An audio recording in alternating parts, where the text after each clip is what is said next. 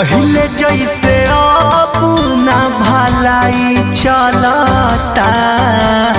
ए राजा 4 दिन सबर करी। पहले जैसे अब ना भलाई चलता।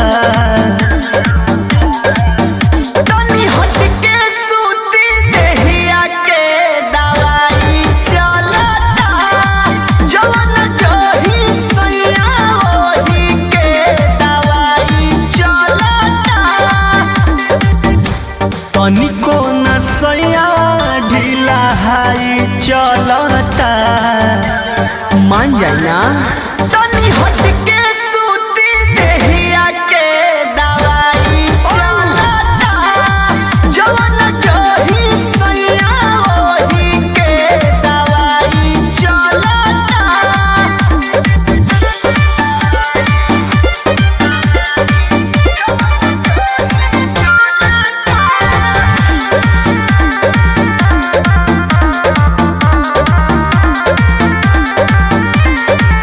से जब पर है जकर देह से नायंगे जकर बानी को मजोरिया भी जानी डर में जकर कहाँ जाए रे। से जब पर है जकर देह से नायंगे जकर बानी को मजोरिया भी जानी बात बुझता रे कमाई गलता। तनी हटके सूती देहिया के दवाई चलता। जवन जही सैया ओही के दवाई चलता। कपसूल खातन ये राजा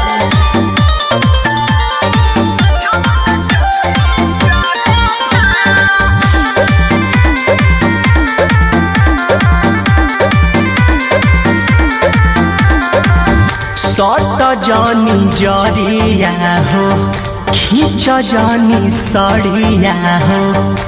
बोलू बिशुनपुरी जानी कर बरिया दिया हो। मान जा।